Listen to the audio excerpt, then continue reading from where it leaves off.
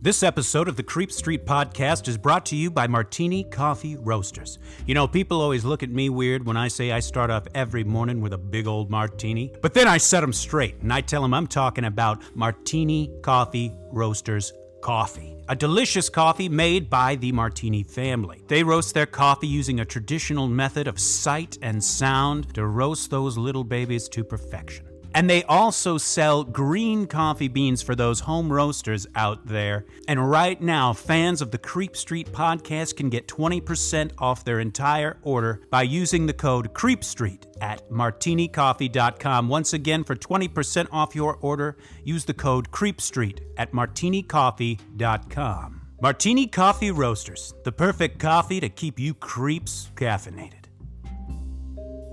You've taken a wrong turn down Creep Street.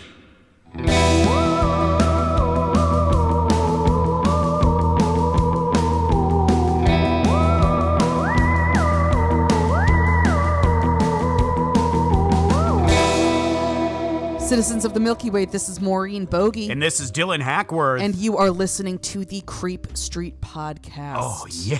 Oh, man. Yeah. Ho, ho, ho! Bathe in the cool, clear waters of Creep Street. That's right, baby. It is officially summer.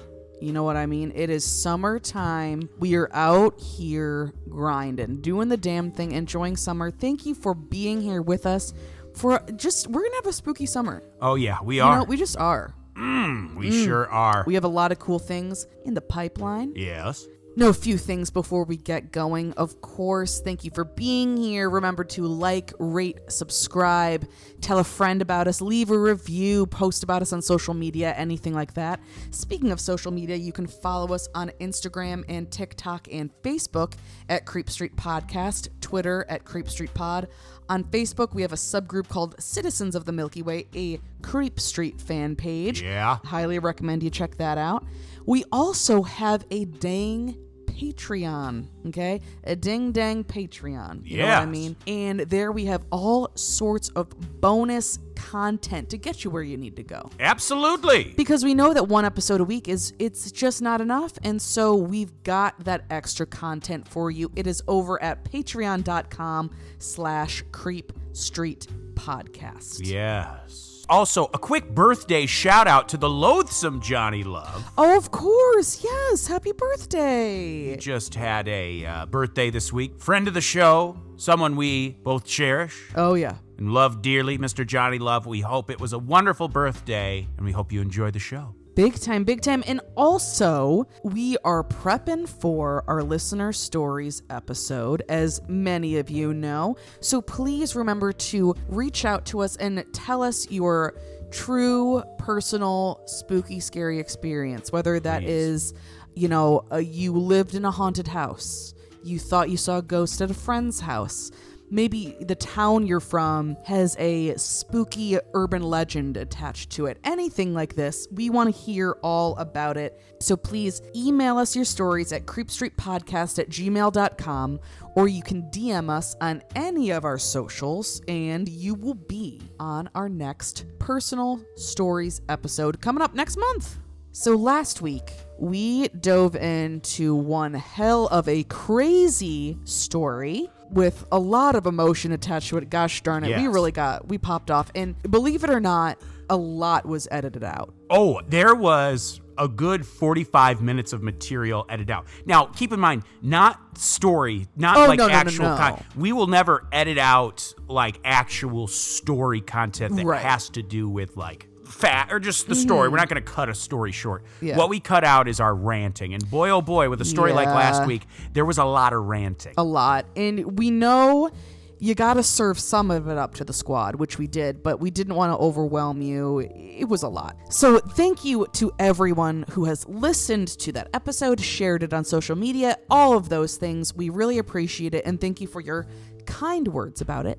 But Dylan, what are we talking about today? You know, let's live in the now. What's going on now in today's episode? Folks, buckle up because we are going to have fun, spooky fun this week. Okay.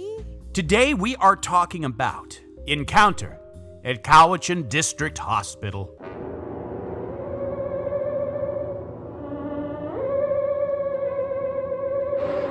Ooh, now buckle up, folks. This is, oh man. Yeah. This is like even though this takes place in 1970, it reminds me of like a black and white 1950s sci-fi movie. Yeah. Imagine the theremin playing. You know, this is classic stuff. And let me butter you up with my sources. Please. An article called Night Shift Nurses and the Flying Saucermen at Mysterious Universe, author unknown. Oh. UFO sightings at Cowichan District Hospital 1970 at ufoac.com. And the Cowichan Hospital encounter at ufoinsight.com. Now, let's dive right into this bad boy. Okay. As we all know, hospitals do not operate on a 9-to-5 schedule, folks. Oh, no. People get hurt and sick no matter the time. So this, of course, means that countless nurses and doctors around the world work all through the night. My own mother, she's currently a OR nurse. She works in the day, but when I was young, she worked the night shift in OB delivering babies. Oh, yes. Shout out. Yes. As you may have expected, hospitals are typically hotbeds of strange occurrences, especially hauntings. Big time. But wouldn't you know it, one of the weirdest UFO encounters in history is said to have happened at the Cowichan District Hospital located on Vancouver Island in British Columbia, Canada, baby. Wow. Okay, first of all, let me just say, Please. much love to our listeners in British Columbia. Please. I mean, to all of Canada, of course. Yes. We love you. But just today, just a little special shout out for British Columbia. God bless. We're happy to have you here. We know we've got a good chunk of you listening, so thank you for being here. Amen, amen. And also, just to make sure everyone is up to speed, hospitals are known to be hotbeds of paranormal activity because of many reasons, but one of the, most widely accepted reasons is just because there are so many intense emotions experienced by everyone there all the time. Absolutely. From the highest highs to the lowest lows and everything in between. And so places like this are known to be a hotbed of paranormal activity, especially hauntings. But I'm excited to see what the deal is with this ding-dang UFO. Oh, it's fun. This is a fun one, Creep Street. God, I love this one. Oh, come on. The time was 11:59 p.m. Oh. New Year's Eve. The 60s had wrapped up, and it was about to be the 1970s. And Nurse Doreen Kendall had just reported to work at midnight. Her shift was midnight to 8 a.m. there at the hospital. Her commute was a 26-mile drive from where she lived in the town of Nanaimo. Now, forgive me if there's any towns or anything I mispronounce. I'm so sorry. And while we have no idea, we all know that the last thing you want to do on a holiday is roll into work. Oh, come on. Especially when your shift starts right at midnight on New Year's Eve. Yeah, come on. That kind of sucks. As Doreen punched in, starting her shift, the rest of the staff were buzzing with champagne and celebration, welcoming in the new year. She headed up to the second floor of the hospital's east wing, but little did Doreen know that this would be a night that would change her life, as well as the lives of her co-workers. As the night went on, Doreen performed her duties, as she always had, over in the extended care unit for elderly patients. And working alongside her that night was her supervisor, a nurse Frida Wilson. Now it's around 5 a.m., January 1st, 1970. When Doreen noticed that one of her elderly patients she was caring for was kind of stirring restlessly in their sleep. Doreen thought, hey, maybe the patient was too warm, so she went over to the window and pulled open the drapes to let in a breeze. Right as she did, she was shocked by a dazzling, almost blinding light. She held up her hand to sort of block some of it and so her eyes could adjust to the light. What she saw rattled her to her core and instantly upended what she thought she knew about reality and the universe. Within the blinding light, Doreen could see some sort of massive object that seemed to hover in the air. She claimed it hovered slightly above her and was about the width of 5 or 6 hospital windows. Estimates would seem to indicate that the craft itself would have been about 50 feet in diameter. And here's what Doreen described seeing. Just as I pulled the drapes, a brilliant light hit me in the eyes. It was still dark outside, about 60 feet away. Right above the children's ward to my left, there was this object so big and bright I could see everything clearly. The object was circular and had what I guess you would call a top and a bottom. The bottom was silvery, like metal, and was shaped like a bowl. There was a string of bright lights around it, like a necklace. The top was a dome made of something like glass. It was lit up from inside, and I could see right into it. But that was only the beginning of the strangeness that was to unfold. As her eyes further adjusted to the glaring lights, Doreen began to make out two shapes within the bubble on top of the craft. They were almost masculine in nature and appeared to be wearing masks. Oh. One of them seemed to stand behind the other and seemed to be just a bit smaller than the one that stood closer, but both seemed to be about 6 feet in height, give or take. According to Doreen, both figures were facing in the direction that would have been her right. So they weren't looking at her, they were looking to the right of her, seeming to be looking away from the hospital. Here is how Doreen described these things. They looked like fine, tall, well-built men. They were dressed in tight-fitting suits of the same material that covered their heads, but their hands were bare, and I noticed how human they looked. Their flesh seemed just like ours. Doreen stared at the amazing sight before her for several moments. As you can imagine, she was completely enraptured in what she was seeing. That's when she began to notice that the strange craft seemed to be tilting towards her. As it did, she was able to see other interesting aspects about the craft. She spied what looked like two knee-high stool-like protrusions behind the two entities, as well as what she referred to as an instrument panel. It looked like it was made of chrome-like metallic material, and this panel was of considerable size, per her description, and it took up about half the space inside of the bubble, inside the interior of this craft, and stood up almost to the peak of the craft's dome. And she said the panel was covered in circles and dials of various sizes, which appeared to be lit from below, so one can only speculate that perhaps this is like how you operate the thing. Right. You know what I mean? Like in a plane, you got all the shit in there, or even your car, your dashboard. You know what I mean? Yeah. The more she looked, she noticed that the taller being that was closest to her seemed to be looking down in concentration at the devices on the panel in front of it. He looked a bit flustered, and Doreen had speculated that perhaps they were dealing with some sort of engine trouble of some kind. Doreen herself had actually come from a long line of race car aficionados, and she had a natural interest in automation and mechanical devices, things like that. Perhaps that's why her attention was so dialed in on the interior equipment of this craft, rather than the beings operating it. In fact, Doreen would later say that despite being amazed at what she was seeing, she never actually felt afraid. Here's what she says. The man in front was staring at the panel as if something very important was going on, and I wondered if they might have had mechanical trouble. I even thought they might have landed on the roof of the hospital and then had trouble taking off. Maybe because I'm so mechanically minded, but I suspect they were having mechanical trouble and had stopped to make repairs. I never felt so peaceful in all my life. I wish I could have talked to them. I was completely oblivious to anything else and felt no fear. In fact, I would have loved to have gone for a ride. And if the man had spoken to me, I would have answered quite naturally. Wow, Something we've noticed before about UFO sightings, sometimes you will feel a fear that almost feels unnatural, but maybe you feel a peace that is somewhat unnatural. And you do hear about these things. Yeah, you do. But it's interesting that she would go so far as to even get a ride, like go inside the thing. Right. So yeah, you do hear about people, it's like you would expect you to be like freaking out, but they're just, for some reason, you're not. Well, that's when the smaller entity lifted up its head and slowly turned towards Doreen. Despite the fact that these entities were wearing coverings that concealed their faces, Doreen knew immediately that the entity had noticed her and was looking at her. She even wonders if it was almost a psychic connection of some kind that let her know she had been spotted. That's when the smaller entity touched the larger one on the back, seeming to like say, hey, we've been spotted. Oh, fuck.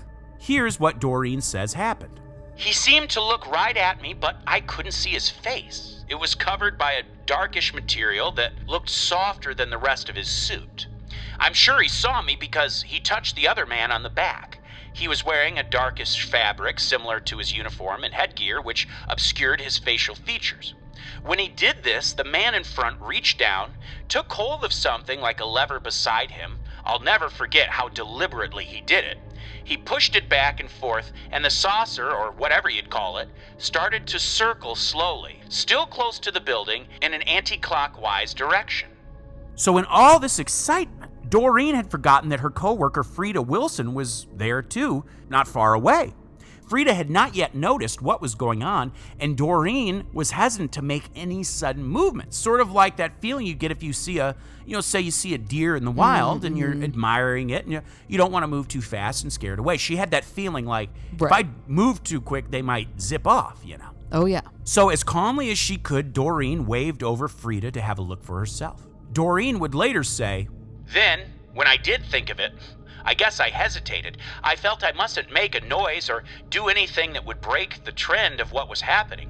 I was so taken with the flying saucer that I didn't call anyone. I felt mummified and fascinated and stood there for about 5 minutes watching before I called another nurse, Miss Frida Wilson. When it started to pull away, I realized no one would believe me, and I went and called for Mrs. Wilson to come and look. She asked, 'What on earth is that?' And I said, 'It's a flying saucer.'" So Frida did get a look at it. She wouldn't be alone. That's good. Okay, that's good. That was part of when I was researching this. I was like, don't you dare let that thing. know. Don't you dare let that thing go. And so I'm glad. And Frida, we'll see, there are many other witnesses, but I'm so glad. In the moment, I was like, don't you dare let yourself be the only one who freaking sees. I know. I would wake up the damn elderly patient. Yes. I would be shaking their damn bed. Being fucking look this. at this. So Frida would describe what she saw, saying, "I noticed Miss Kendall standing at the window and wondered what she was looking at.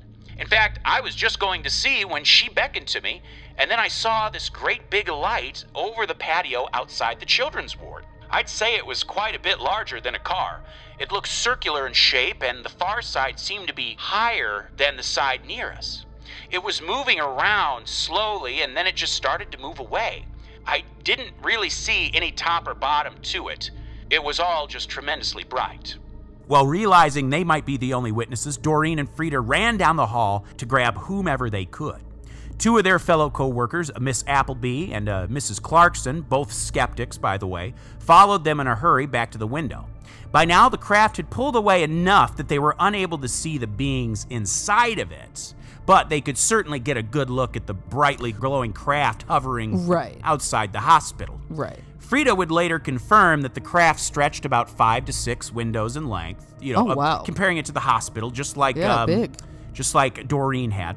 And she added that she noticed a red light glowing at the base of the craft.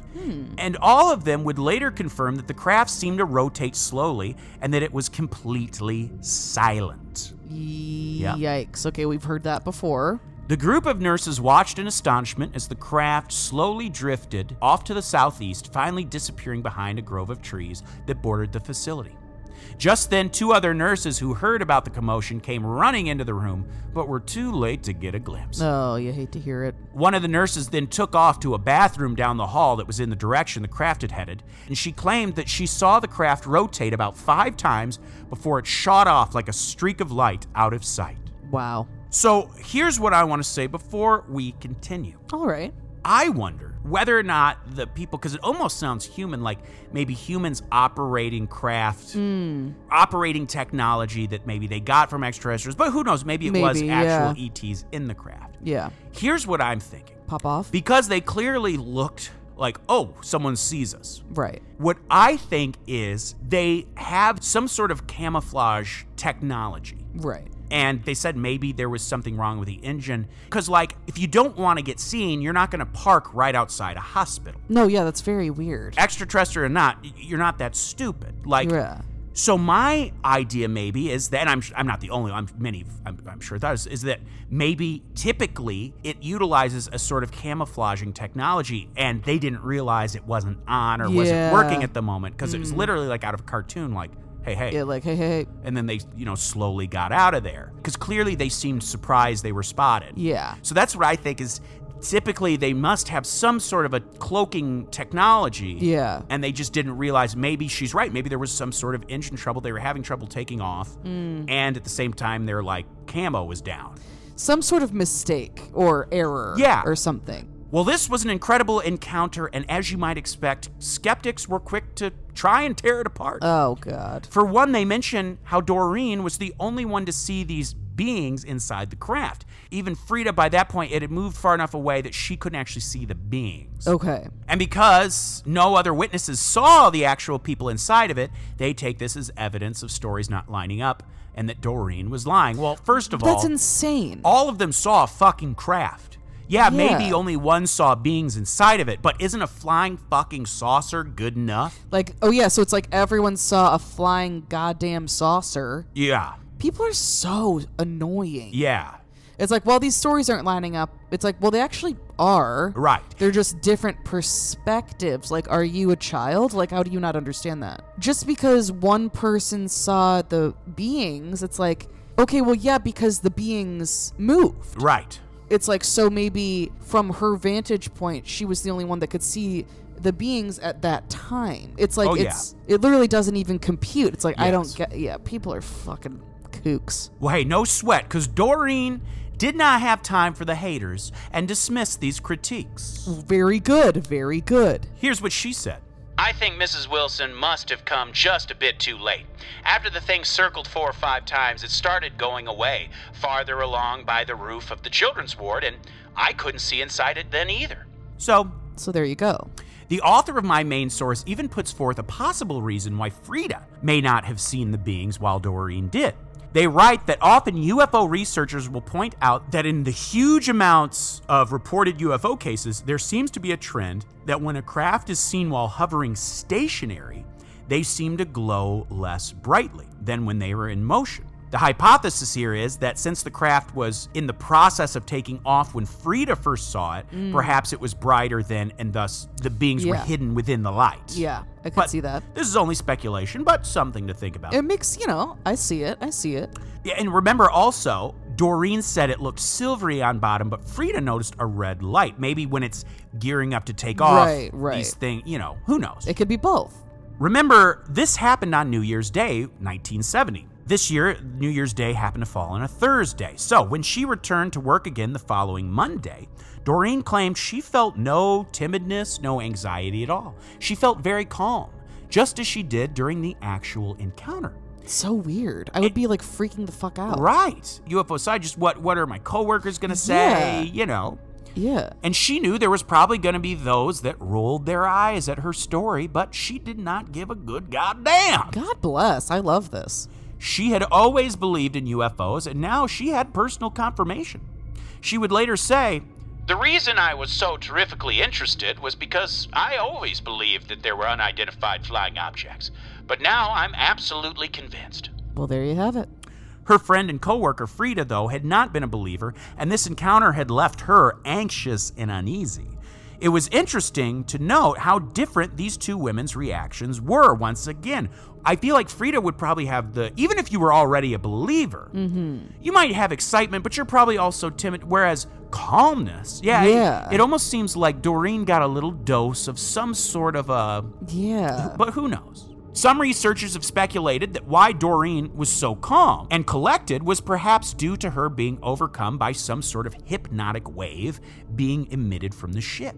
This would have left her in a mild euphoric state and would explain the tingling sensation she also later claimed to have felt.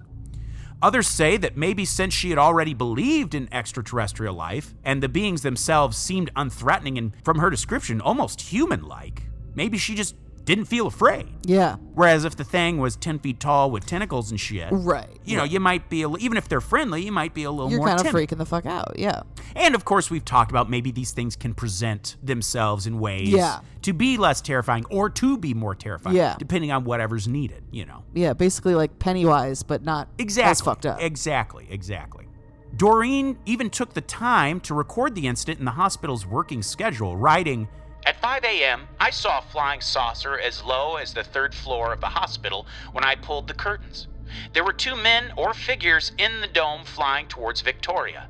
The bottom of the saucer was brilliantly lit, and also the dome, New Year's morning. That was her little entry she wrote in the logbook.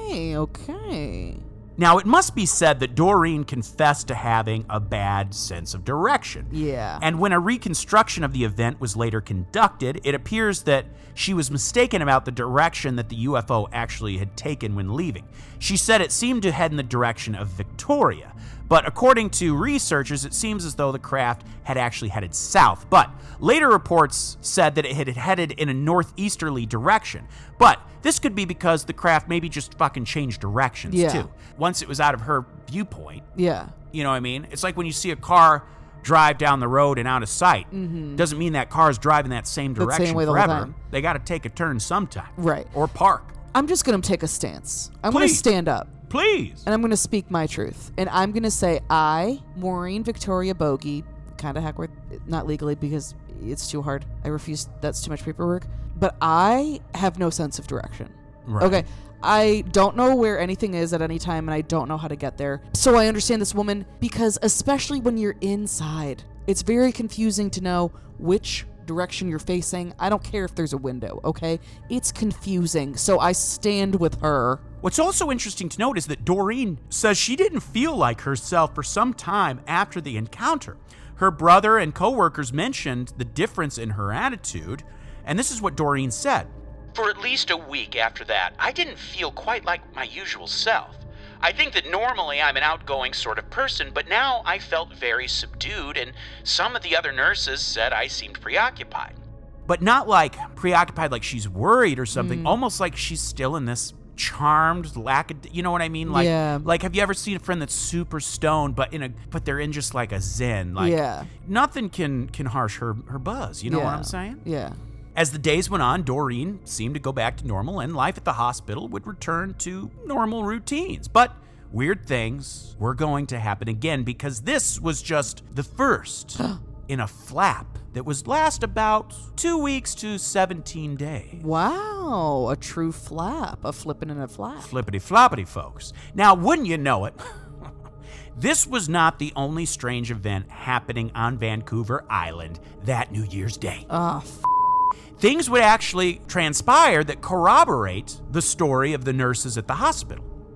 What's interesting is that news of this encounter actually wouldn't break until the following week, when it was published in the Cowichan Herald on January 7th, 1970. The headline read, "Another saucer sighted, this time within 60 feet." This would bring out many other eyewitnesses who saw weird things in the sky in the wee hours of that New Year's Day. Other people had seen things, just not reported them. People in the area, you know. Classic. But once this article hit the news, people found out. Yeah. Sometimes you just need someone else has to start. Absolutely. Someone else has got to start it, and then you can go in. Yeah. Absolutely. The first eyewitnesses to come forward after the news of the hospital encounter were from a trucker and his wife. This man and his wife had just left a New Year's Eve party that night and were pretty tipsy. Ooh. Here's what's interesting. The trucker knew that if he shared their story, skeptics would say that he had been drinking and therefore didn't really see what he says he saw. So he made sure to admit, even though it was illegal, he was a bit toasted and behind the wheel that night. Yeah, people just did that back then, but you know, Yes. no more. We're And not he doing that admitted anymore. that was very wrong, very wrong. But to sort of head off any skeptic rhetoric, You don't want someone coming out later being like, "Oh, Well, you were actually, we drunk." have evidence that you were drunk, so all of this is fake." Right. And so he just came up to say, "Hey, just so you know, full disclosure, I was so drunk." But he assured everyone that when he saw what he saw, it made him stone cold sober. So according to their story, the trucker and his wife, it was around 5 a.m., which is, as we know, right about when things were going on at the hospital. Yeah. So this probably happened just before or just after Doreen's encounter. Okay. They're driving along when they see a bright, dazzling white light about the size of a house hovering just above their home. Like they're pulling up, they're getting close to their home. And it's above their home. Jesus, that's huge. He would further describe the craft as being ovoid and emitting shafts of light which pointed downward until they united in a single shaft of light. They said the craft was similar in appearance to like a spinning top that a child would play with. You put it and you spin it, which is your typical saucer shape. Yeah. They stared at the object in amazement for a few moments until the ship took off in a flash, up into the sky and out of sight. The trucker even said, I may have had a few drinks, but I know perfectly well that had nothing to do with what I saw, and my wife saw it too. Now this is where the timeline of events gets a little jumbled, but it would seem that the next sighting, this very same morning, happened to a teacher's aide at a local grade school. Her name was Edith Beeling. She claimed to have seen a strange aerial craft hovering over the school where she worked, Alexander Elementary School. And she was not alone. With her that morning was another teacher's aide, 2 students, a teacher, and the school secretary. And they all saw this thing. And other people inside the school saw it as well, hovering absolutely silently. As we know, these things are silent. Yes. According to Edith, this is what she said. We saw it through a window from inside the school at first, then we rushed outside to get a better look.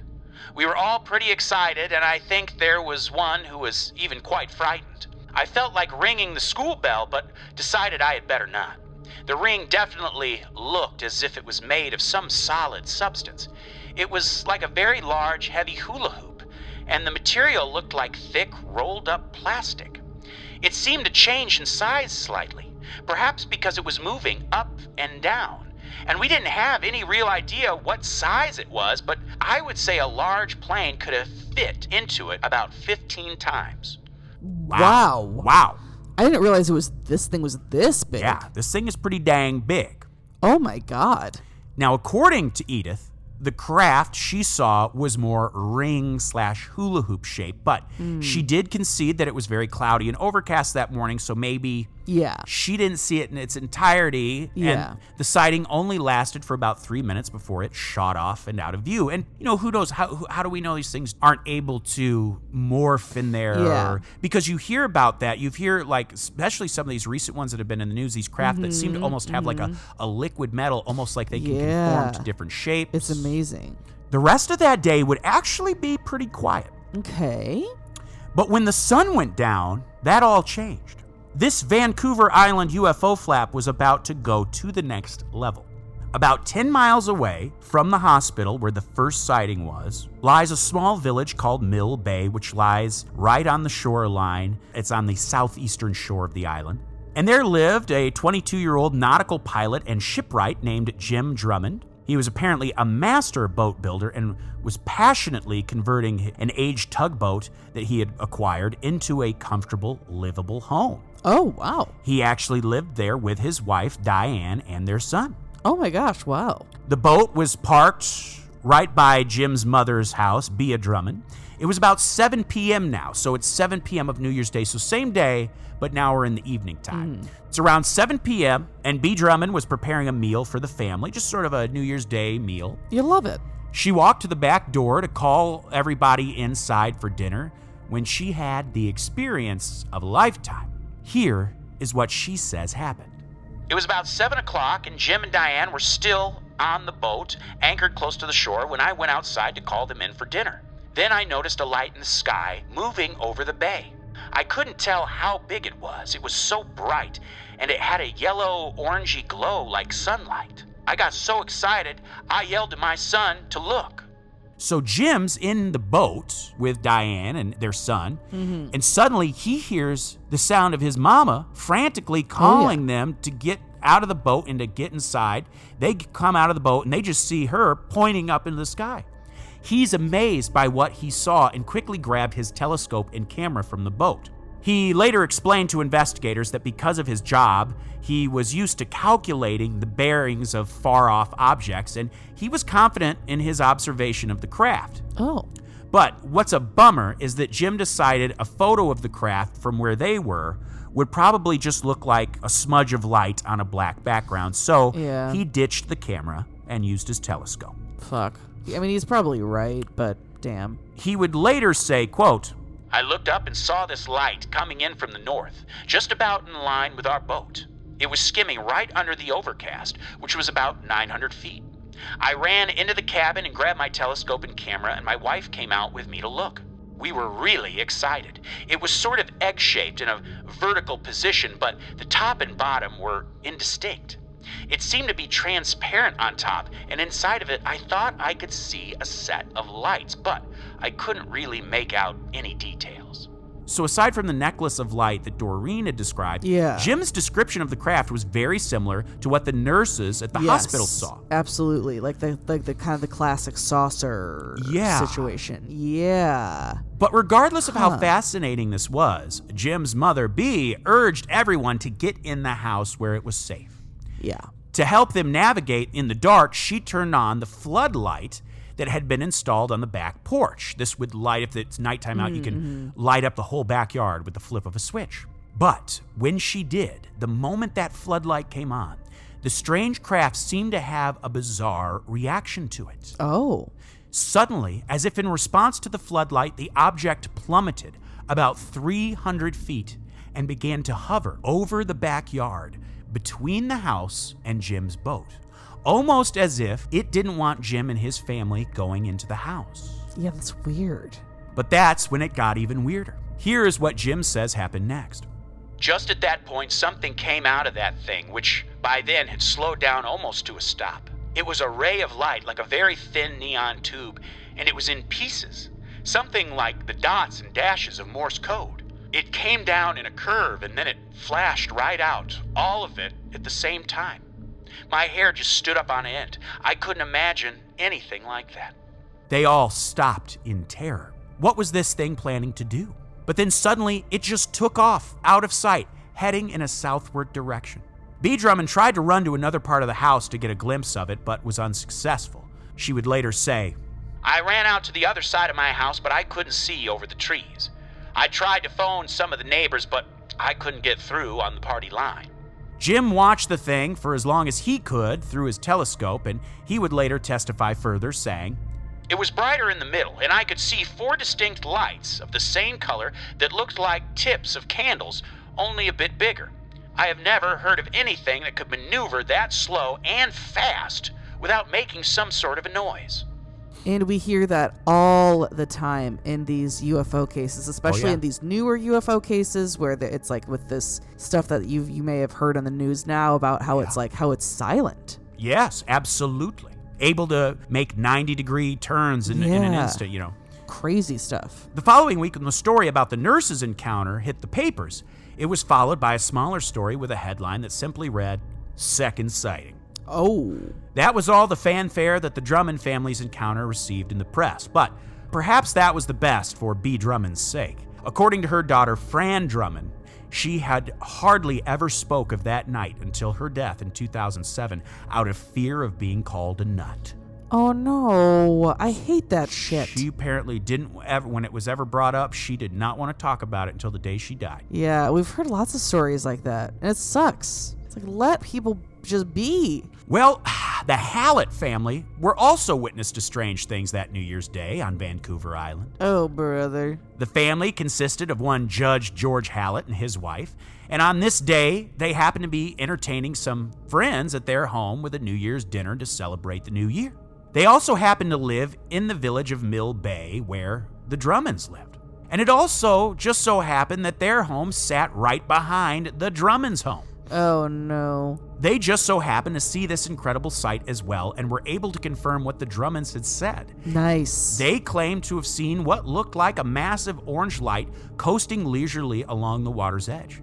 Years later, a private investigator named Leanne Jones would reconstruct the case in 2008, and from her work, she was able to determine that the Halletts had their sighting directly after the Drummonds had theirs. Jones had this to say. This was no ordinary aircraft, and it was no plastic bag trick either. It was making no sound that we could detect, it was moving very slowly, and it was enormous.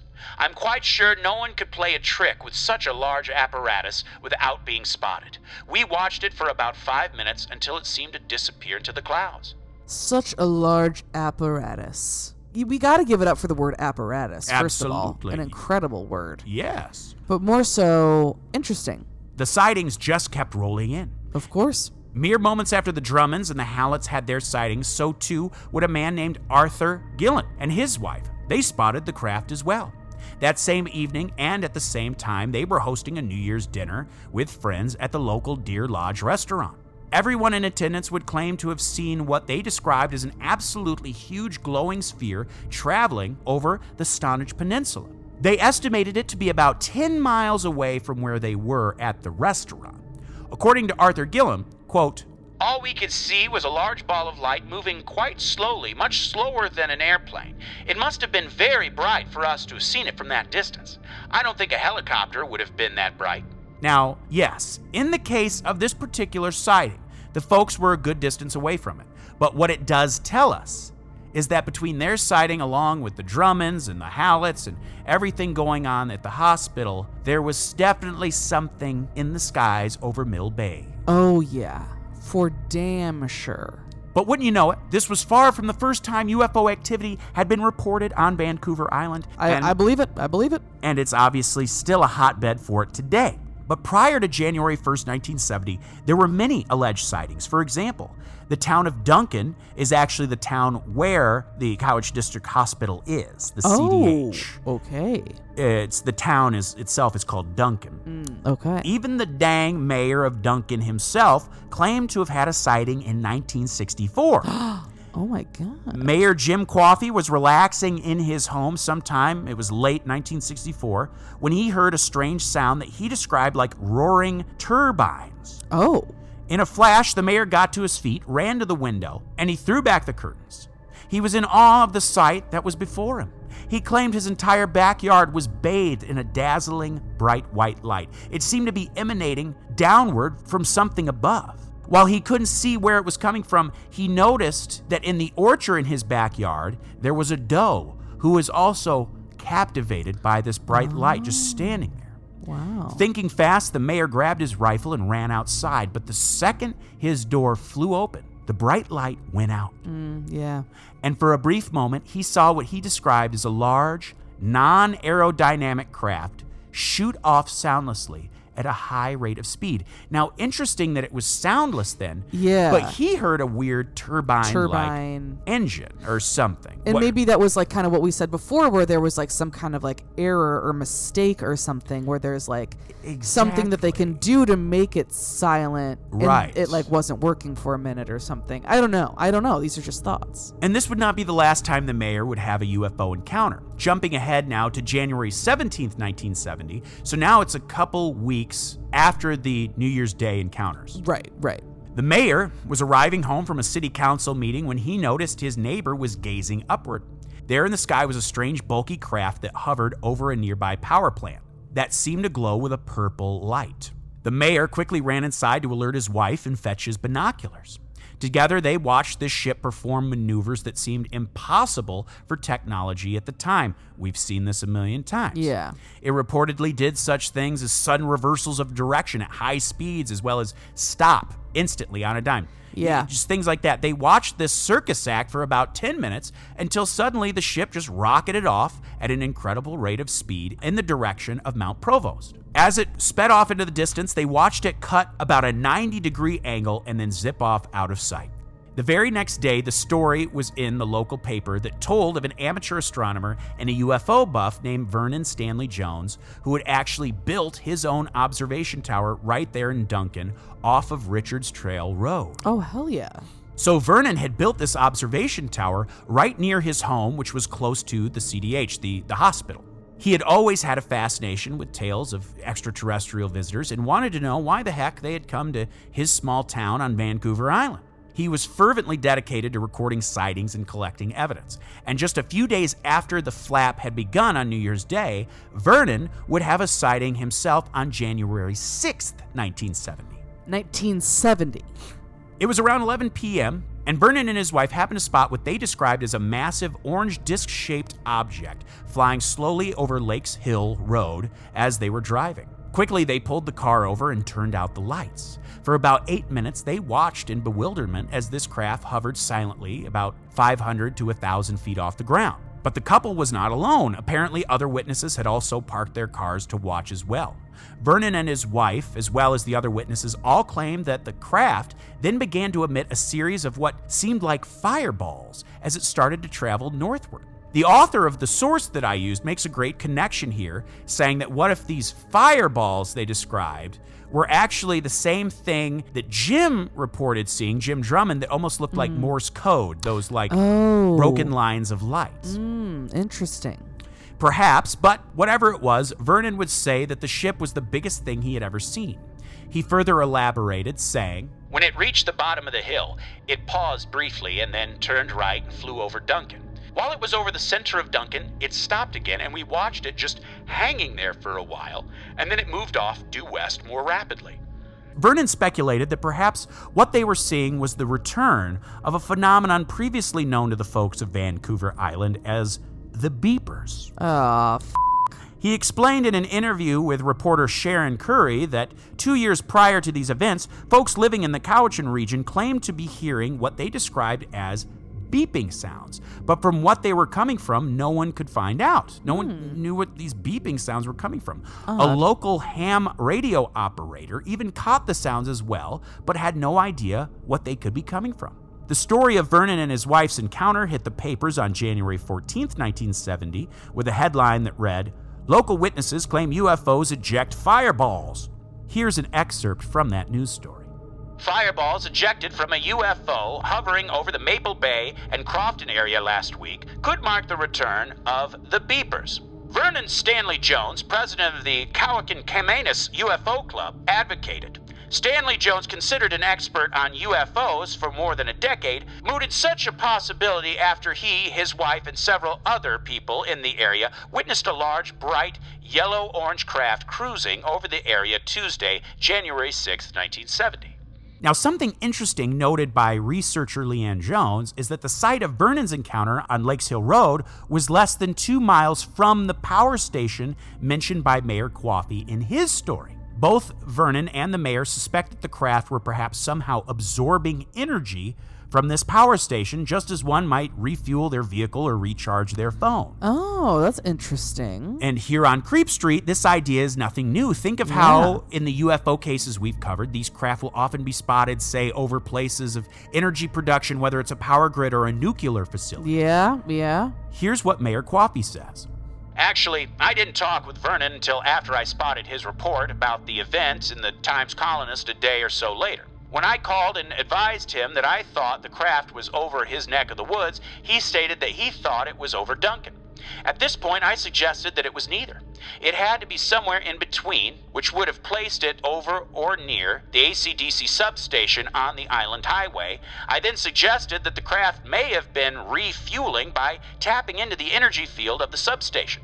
Vernon immediately questioned why I thought they needed to draw on electric energy, and I related the story of my first incident on Riverside Road a few years earlier, that I distinctly heard a turbine-like sound. He then agreed, saying that they have to refuel somewhere, and maybe that is how and where. Researcher Leanne Jones seemed to support this idea, and here's what she said. Perhaps sonoluminescence, which is the emission of short bursts of light from imploding bubbles in a liquid when excited by sound, is the true source of UFO propulsion. Perhaps we have been too naive to realize until now that UFO piracy, i.e. the theft of Earth's energy resources, may be one of the major reasons for UFO activity around Earth, as well as government secrecy and denial. The possibility that alien presence may be leaching electrical and nuclear energy, as well as human DNA and animal biological material, may be one of the most closely guarded secrets of all the world's governments.